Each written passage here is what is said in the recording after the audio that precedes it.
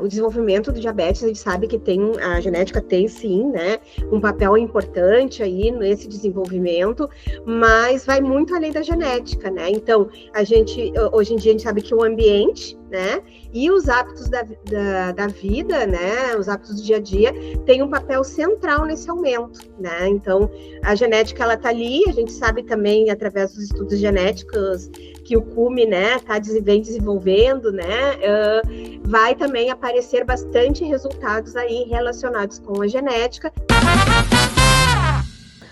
Olá, pessoal, sejam muito bem-vindos, sejam muito bem-vindas a mais um episódio do nosso Ciência em Conversa, esse videocast do Estudo CUME, que serve e foi pensado justamente para democratizar a ciência. A gente quer que as informações, os dados, os artigos que são publicados aqui sejam realmente de domínio público, para que mais pessoas possam ser ajudadas, né, e possam ter acesso aí à saúde. Hoje, aqui no nosso videocast, nosso episódio, vamos receber Thaís Stenburgo, que é uma das pesquisadoras do Estudo CUME, para falarmos sobre um assunto, gente, que é muito importante, que relaciona, inclusive, a diabetes tipo 2 com a alimentação. Então, o que a diabetes tipo 2 está relacionada com a alimentação? A gente vai entender um pouco aí por meio da Thaís. Thaís, seja muito bem-vinda, já vai chegando, vai se apresentando. Então, obrigada pelo convite, é uma honra aqui estar participando, né, desse projeto de vocês, né, muito interessante a gente estar divulgando as nossas pesquisas, né, desenvolvida pelo grupo, para a comunidade, né, que é isso que a gente quer e busca fazer através da ciência. Então, meu nome é Thaís Stenburgo, eu sou professora da Universidade Federal do Rio Grande do Sul, moro aqui em Porto Alegre, né? Sou professora associada do Departamento de Nutrição da URGS e professora dos programas de pós-graduação em Alimentação e Nutrição e Saúde e do programa de pós-graduação em Endocrinologia também da URGS. Então, estou aqui para a gente conversar um pouquinho do nosso trabalho, né, recém-publicado aí, e para a gente elucidar, então, para a comunidade o que os resultados desse trabalho pode ajudar no dia a dia e na prática, né, para as pessoas e no público em geral. Exatamente, gente. A Thaís aí, eu estava até ali o artigo, né, que a Thaís também contribuiu aí na escrita, e fala da relação de como a alimentação, né, Thaís, influencia o desenvolvimento de doenças crônicas, especificamente do diabetes tipo 2, e às vezes a gente acha que está muito distante da nossa realidade, só que está no dia a dia, né, está nas escolhas que a gente faz no dia a dia, estilo de vida, o que a gente decide, né, assim, ingerir mesmo. Minha mãe fala uma expressão que eu gosto muito, assim, o que a gente coloca para dentro do nosso corpo, não só em termos de comida, mas também o que a gente ouve ou o que a gente deixa entrar de sentimentos, de emoções, né? Então, isso tudo é uma mescla que o Estudo CUME também traz a saúde mental, né? Que vai influenciando. Então, Thaís, a primeira pergunta que eu tenho para você é, quando a gente fala de diabetes tipo 2 hoje, qual é o cenário que a gente está vivendo, assim? Por que essa doença, né, realmente tem crescido aí cada vez mais? As evidências, né, e o que a gente tem visto é que o cenário do diabetes tipo 2 é de um cenário acelerado, né, de um crescimento acelerado, não só aqui no Brasil, né, as taxas aqui no Brasil realmente são taxas alarmantes do desenvolvimento do tipo 2, mas isso a nível mundial também, né. E bem como tu falou anteriormente, isso está muito associado às mudanças do estilo de vida, né. Então, a gente pode pensar que os principais fatores são o aumento do sedentarismo, né? Então, aquelas pessoas que não praticam nenhuma atividade física, a alimentação rica em ultraprocessados, que a gente tem observado, né? Esse consumo exagerado, e o artigo, ele discute bastante isso. A presença da obesidade, e também a gente não pode esquecer que a população está envelhecendo, né? Então, as doenças crônicas, elas tendem também a aumentar a sua prevalência com o aumento da população, né? Com esse envelhecimento populacional. Tá, fantástico, porque assim, enquanto população leiga, a gente escuta bastante também que, eu vou desenvolver diabetes porque minha avó teve, minha mãe teve, e nem sempre é só por isso, né? Nem sempre é uma questão genética ou hereditária, né?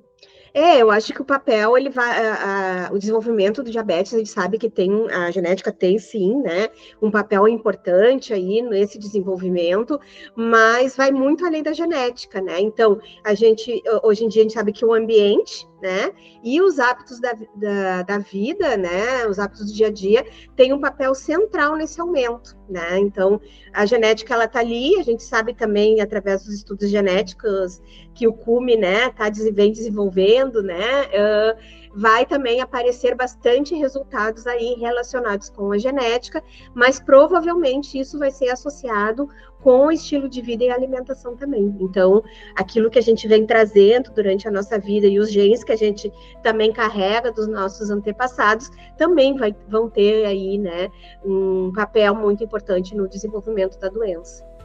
Uhum. Inclusive, é uma das pautas aí do artigo, né? A gente já vai começar a entrar aí no artigo para até falar um pouco mais, que uma das causas aí das evidências tem sido o grau de processamento dos alimentos, não é isso, Thaís? Uhum. Dentro dessa coorte que a gente observou aí, né, que a URGS, né, aqui em Rio Grande do Sul, ela entra dentro do braço do cume, que é o que a gente chama do cume plus, né? Então, aqui a parte de região sul, a gente né, teve a felicidade de entrar nesse grande estudo, e esses resultados do cume plus, juntos com vocês, né, a gente investigou como esse tipo de processamento se relaciona com o risco de desenvolver o diabetes ao longo de 6 anos, né? Por isso que os resultados que a gente observou nesse estudo são muito robustos, pela questão do tempo de segmento, né, que ocorreu durante esses 6 anos, né? Então, não é a gente focar só nos alimentos em si, mas também focar no grau de processamento desses alimentos, ou seja, vai além do que comemos. Também importa se os alimentos que são de origem natura, né? Minimamente processados ou ultraprocessados, já que esse nível de processamento é o que vai impactar diretamente na nossa saúde, né? Que foi o que a gente viu bem de perto no estudo, né? Uhum. E aí, Thaís, tem até uma pergunta, assim, porque às vezes a gente, enquanto população, pode ser que a gente caia em algumas pegadinhas do mercado sem saber mesmo. Então, quando a gente fala em grau de processamento, o que seriam alimentos minimamente processados e como que a gente pode identificar isso no mercado, por exemplo? O minimamente processado, o nome já diz, né, que sofreu mínimo processamento da indústria, né? Então, quanto menos conservantes, quanto menos corantes, né? Quanto menos tempo ele durar, né?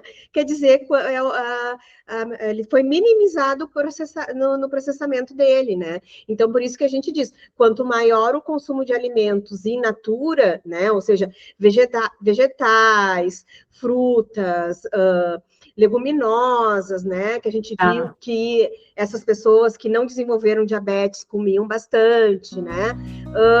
Tem menos risco de desenvolver doenças crônicas, entre elas o diabetes. Então, sempre quando tu vai fazer uma compra, o ideal é que tu compre mais alimentos in natura e quando tiver que comprar algum processado, que eles sejam minimamente processados. E isso a gente só vai entender lendo os rótulos dos alimentos. Quando ele tem que, no rótulo do alimento tem que conter um mínimo de processamento, um mínimo de corante, mínimo de conservante, né? Ali na lista de ingredientes, né? Na lista de ingredientes, que é obrigatório, né? Ter todo a descrição do que contém aquele alimento. Tá, eu tava até conversando com uma nutricionista essa semana. Gente, eu sou da comunicação, tá? Então eu tô aqui também democratizando a informação com vocês. E aí a gente tava até falando sobre quando a gente vai ao mercado, que agora tem umas placas gigantes, assim, né? Tipo, proteína. Então você não compra mais alimento, você compra proteína. Assim, o mercado tem feito uma coisa tão grande na nossa cabeça que às vezes a gente já vai direto naquele foco, vai trazer benefícios, só que a gente não vê a lista de ingredientes, né? Então é importante ver.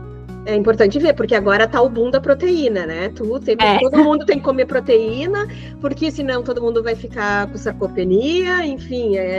O mercado gira, infelizmente, em torno disso, né? E aí tu vai comprar um alimento e até, vamos fazer um exemplo bem prático, em vez daqui a pouco de comprar uma carne para fazer em casa, né, de uma forma mais saudável, assim, qualquer tipo de carne, sendo ela vermelha ou branca, enfim, aí tu prefere ir num cantinho lá que tem uma proteína, né, que está pronta para o consumo, e quando a gente vai ver o rótulo dessa proteína, tem um monte de conservante, tem um monte de corante. Então, na verdade, benefício para o organismo a gente não está trazendo nenhum, né? Então, aquela coisa assim, é melhor tu fazer um bife, né? E comer a tua proteína vindo dali. E é mais gostoso comer comida de verdade, né, gente? Exatamente. É quando a gente fala de comer, da comida de verdade mesmo, né? E assim, e os resultados? Fala, divulga um pouco assim, compartilha com a gente um pouco sobre o que vocês encontraram aí com esse estudo, com o artigo. Eu acho que o ponto forte desse artigo, a gente pode começar pelo tamanho amostral dele, né? Então, a gente foi acompanhado por esse período de 6 anos, né? Quase 4.000 participantes, né? Então, a gente já parte de um N aí bem robusto para uma evidência científica clara e impactante, né? Pelo período, né? De novo, reforço essa importância. E o que a gente observou nisso, né? Nesse período de 6 anos? Uma prevalência, uma incidência de novos casos, 103, né? Novos casos de diabetes, que corresponde aproximadamente 2,7, quase 3% de diabetes no período de 6 anos. Aí a gente pode pensar, pouco, mas é pouco, né? 3% de quase 4.000, mas é quase, se a gente for botar numa balança em termos assim de números, a nível de Brasil, por exemplo, é mais ou menos a prevalência que a gente tem. Então, assim, os casos estão crescendo, né? E o que mais nos chamou a atenção nesse artigo é que a idade do desenvolvimento DM tipo 2, né? Então, foi em adultos jovens, são pessoas que saíram da faculdade recentemente, né? Então, a gente observa aí que antigamente eu digo até uns 20, 30 anos atrás, a gente observava que o desenvolvimento do diabetes tipo 2, ele ocorria mais no adulto jovem, né? Então agora isso aí já está baixando para o adulto para o adulto mais acima dos 40, 50 anos. E agora a gente está observando já o desenvolvimento do tipo 2 aí numa faixa etária mais nova, né?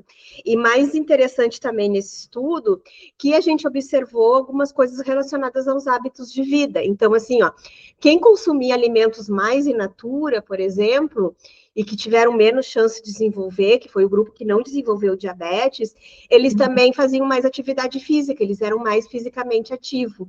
E também interessante que eles também tinham um poder aquisitivo maior, porque isso a gente observa, que leva àquela questão também que o ultraprocessado, ele fica validado por ser mais barato. Né? Então, os claro, acessos, né? Os acessos, né? Então, assim, a pessoa, às vezes, vai fazer a compra para um alimento ultraprocessado em função do poder aquisitivo mesmo, né? E também a gente observou a presença da obesidade aí. Então, no resumo geral do artigo, o que ele traz, né? Que os jovens, né, que não tiveram diabetes, por exemplo, eles consumiam mais alimentos in natura, eram fisicamente mais ativos, tinha uma renda mensal assim, mais significativa maior, assim, né? E também eles não tinham a presença da obesidade. Eles eram mais magros. Então, cai aquela coisa do estilo de vida saudável mesmo no decorrer da vida, né? Que isso vai impactar depois no desenvolvimento das doenças. E vai ter aqui a próxima pergunta que eu tenho para você, que é justamente sobre o padrão, né, de comportamento, assim, que é uma doença que não surge da noite para o dia, né? É uma doença que vai surgindo ao longo do que a gente vem fazendo. Só que tem 2 recortes que eu enxergo aí. O recorte da modernidade, que os ultraprocessados trazem inúmeras possibilidades para gente, inúmeras cores, sabores, praticidade. E tem o recorte também social e econômico, né? Que influencia bastante aí nessas escolhas. Como que você vê isso? Foi falado isso no estudo? O que na nossa discussão a gente até traz isso na prática, né? Os nossos dados, eles mostram que a gente está vivendo uma mudança de padrão alimentar, né? Principalmente aqui no nosso país, com esse aumento exacerbado do consumo de alimentos ultraprocessados, especialmente entre os mais jovens, que é o que preocupa, né? Que estão cada vez mais expostos a esse tipo de produto. Exatamente pela essa praticidade, né, que nos leva no corre-corre, que está associado com a nossa modernidade, né? Então, da modernidade do que a gente está vivendo, né? Então, isso vai refletir diretamente na nossa saúde. Por quê? Esse padrão, ele vai estar associado ao ganho de peso, maior risco de obesidade, isso vai levar ao desenvolvimento da resistência à insulina, que são fatores, né, diretamente relacionados ao surgimento do diabetes tipo 2, ou seja, o chamado padrão alimentar da modernidade.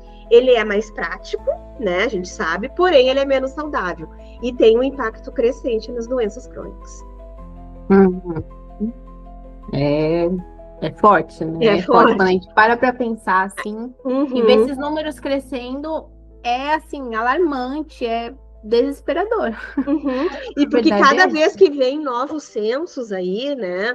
Todo o início de cada ano a gente tem novos censos aí para presença de obesidade, para desenvolvimento do diabetes tipo 2, e é uma coisa que a gente não estagna, né?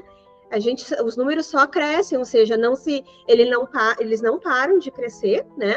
E eles também não estagnam, ou seja, a gente não. Isso quer dizer que a gente não tem movimento de saúde pública aí consistente que consiga parar o crescimento desses números, né? É, por isso que as políticas públicas são tão importantes, né? Porque entra um fator dinheiro das indústrias, né? Exatamente. É que às vezes, assim, em termos, talvez para a indústria não seja tão interessante, né? E daí a gente tem duas indústrias aí, né, que tem um peso bem importante, tanto a indústria alimentícia, também a indústria farmacêutica, né? Realmente. E por isso que um estudo de coorte é tão importante, né, Thaís? Porque a gente consegue analisar ao longo do tempo essas mudanças. Porque se não fosse estudo longitudinal assim, talvez a gente não conseguiria dar essas respostas. Eu acho que o CUME, ele tem a sua grande importância, né, a nível nacional, exatamente pelo desenho dele, né? É um desenho de estudo claramente robusto, né, e importante, porque pelo esse tempo de segmento, né? Porque é como tu falou no início, né? A doença, ela não surge de um dia para o outro. A doença, ela vem sendo construída, né? Tanto com alicerces bons quanto alicerces ruins. E vão impactar em algum momento na vida do indivíduo, né?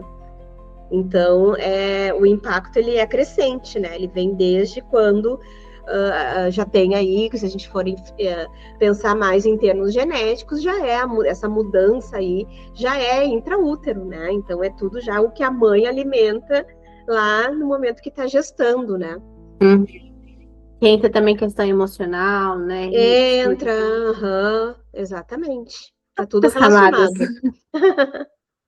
Eu até lembro, assim, quando eu era mais nova, né, assim, quando eu era criança, era muito comum ver diabetes em pessoas idosas, né? Que foi o que você falou. Então, a minha avó teve diabetes, para mim era tipo assim, ok. Tipo, para mim era normal, assim, porque é uma senhora, né? Já tá aí com seus mais de 80 anos e tal. E hoje a gente vê tantas pessoas jovens, né? Que é o que você falou do estudo, tendo que a gente meio que já tá normalizando. Exatamente.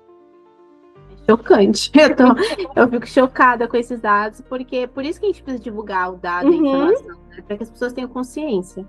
Eu acho importante esse trabalho que vocês estão fazendo e trazendo para a comunidade geral, porque às vezes, assim, o pesquisador, ele fica muito ali, né, na questão de análise de dados, coletas de dados, depois a gente tem que divulgar isso, né, nos meios científicos, e acaba que e a gente trabalha muito também com uma terminologia mais científica, né? Porque é o que a gente trabalha no nosso dia a dia. Então, a gente transformar isso e orientar a população, talvez, quando a gente volte a falar de saúde pública, a gente fazendo esse trabalho, mesmo que seja, né, de formiguinha, mais pouco a pouco, assim, talvez a gente consiga, pelo menos, estagnar esses números, que as pessoas comecem a se conscientizar e se assustar realmente, né? Porque não é só ter o diabetes tipo 2. Tu ter o diabetes tipo 2 vai vir ali atrás uma cascata de outras doenças, né? Tu vai ter problema nos olhos, tu vai ter problema nas pernas, nos pés, tu vai ter problema nos rins, né? Tu vai ter problema no coração. Então, não é só ter o diabetes sozinho, né? É o que fazer a partir disso, né? Então, a construção, ela é longa, assim. E ela tem que ser avaliada e tem que ser... A educação continuada, ela tem que ser sempre, né? Ela tem que acontecer assim, o que é um trabalho que vocês estão fazendo, né? Continuamente, né? Uhum. Ô, Thaís, agora a gente já está caminhando para o final, mas assim, a gente apresentou os dados aqui, trouxemos várias informações. O que eu queria te perguntar é, assim, primeiro para você deixar uma mensagem final por meio de tudo que foi analisado aí no artigo, e também uma pergunta para você já colocar aí nesse molho é, há esperança? A gente, enquanto sociedade, a gente pode acreditar que esses números um dia vão realmente estagnar e, enfim, a gente pode ter mais saúde? Olha, eu acho que há esperança, porque eu acredito na ciência, eu acredito na pesquisa. Nós, enquanto pesquisadores, a gente está nos bastidores trabalhando o máximo possível para trazer dados importantes, mesmo que impactantes, né? Mas para que a sociedade realmente tenha consciência daquilo que está se alimentando, né? Então, a gente fala da modernidade, mas assim, a gente pode estar dentro dessa correria nossa, dentro dessa modernização toda que a gente está passando, a gente pode se alimentar de forma saudável, né? Então, assim, eu acho que a minha mensagem final é a gente trabalhar esse conceito de comida de verdade, né? A gente não cair nessa tentação de ir para os no supermercado e tentar minimizar, assim, otimizar tempo, né? Otimizar tempo, já que a gente passa, às vezes, tanto tempo na internet, né? Então, assim, rolando lá, né? E até lendo coisas que não são muito... com pouca evidência científica, né? Uhum. Então, assim, tem pessoas sérias trabalhando para trazer dados que são verdadeiros para a comunidade, então sempre acreditar nisso. Então, na prática, eu acho que, assim, a preferência sempre tem que ser para esses alimentos, o mais natural possível, né? Mesmo que isso que a gente pode pensar assim, ó, vai trazer um custo maior no meu bolso? Sim, talvez lá no final, quando tu tenha que pagar teu super, vai estar um pouquinho mais caro. Mas eu tenho que pensar assim, ó, mas eu vou reduzir meu risco de ter doença daqui a 5 anos, daqui a 6 anos, daqui a 10 anos, né? E aí, no longo prazo, você vai estar economizando, né? Porque E a longo prazo, porque senão futuramente, quando a gente fala em adultos jovens, 40 anos aí, a gente pode estar pensando que daí vai gastar dinheiro com medicação, né? Então, se tu fazer uma prevenção, né, de uma alimentação saudável o mais breve possível, tu vai estar, né, erradicando o teu número de medicamentos que tu vai estar tomando futuramente, né? Uhum. Então, eu acho que tu começar a pensar, vou modificar, não precisa ser do dia para a noite, mas assim, na tua semana, escolher dias que tu vai poder cozinhar mais em casa, comer alimentos mais naturais, né? Claro que vai ter um dia que tu vai estar na correria com um monte de aula, né? Que não vai ter um monte de coisa para fazer, não vai dar conta, que tu vai ter que optar por algum outro alimento, mas que esse alimento, então, seja minimamente processado, que eu perca ali uns 2 minutos, um minutinho só para ler aquele rótulo, para ver se realmente aquele alimento vai ser benéfico para mim. Se não vai ser, então compra umas frutas e come, né? Muitas coisas, né? O grupo Cume tem também bastante resultados sobre oleaginosa, em especial das castanhas, né? Trazendo aí bastante resultados interessantes. Então, também dá para trabalhar, né, com iogurtes, castanhas, frutas, né? Sanduíches mais naturais possíveis. Então, assim, tu vai perder um pouquinho de tempo ali, mas sempre pensando no futuro breve, né? Tu vai ter uma expectativa de vida melhor, uma qualidade de vida melhor e menos risco de doenças crônicas. E futuramente, mais futuramente, ainda quando no processo mesmo do envelhecimento, né? Tu vai tomar menos remédio, com certeza. Mais vida, né, gente? Então, a frase é investir na saúde agora para não ter que gastar com saúde futuramente. Né? É isso, assim, envelhecer bem, né? Envelhecer bem e, enfim, poder desfrutar da vida, né? E eu acho que uma dica bem simples, assim, né, que a gente pode trazer, assim, é que a gente fala, né? Quanto mais o alimento parecer que vem da natureza, né? maior a chance dele ser minimamente processado. E isso é uma base de uma alimentação mais saudável e equilibrada. Então, quanto menos empacotado, quanto menos coisas, quanto ele mais verde ele for, mais colorido ele for, eu posso saber que mais natural ele é.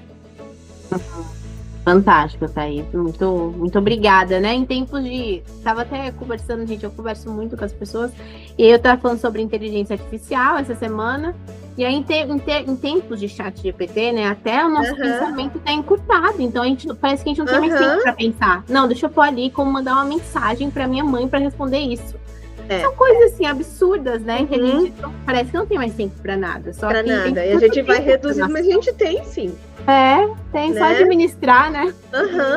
Administra, né? Na verdade, é perder alguns minutos para alguma coisa melhor, né? O futuro também melhor, assim, para o nosso corpo. Então, gente, ó, a professora Thaís, pesquisadora, trouxe pra gente aqui esperança hoje, né? De que é possível, né? A gente tá aí com as informações sendo divulgadas, então é possível a gente pensar num cenário diferente, né? Num Brasil diferente, numa sociedade diferente. E esse é o nosso grande objetivo aqui, né? A prevenção. A gente pensar no longo prazo, a gente investir um tempinho ali pra gente, né? Pra investir na nossa saúde, pra gente envelhecer bem, né? O objetivo é este sempre. Então, muito obrigada por ter nos acompanhado aqui. Muito obrigada, professora Thaís, pelo seu tempo. Foi um prazer essa troca. E, gente, se você quer saber mais sobre o Estudo Cume, manda uma mensagem pra gente. A gente está no @ no Instagram, estudo_cume. Ou também você pode fazer parte da nossa comunidade, que agora a gente tem comunidade, chiquérrimos, a gente manda materiais exclusivos ali, de orientação, que é aberto, gente, aberto. Se você quiser também fazer parte, né, dos nossos questionários, ser um dos nossos voluntários, entre em contato, tá? Faz o sonzinho da saúde e a gente se encontra no próximo episódio. Tchau, professora Thaís, até a próxima. Muito obrigada.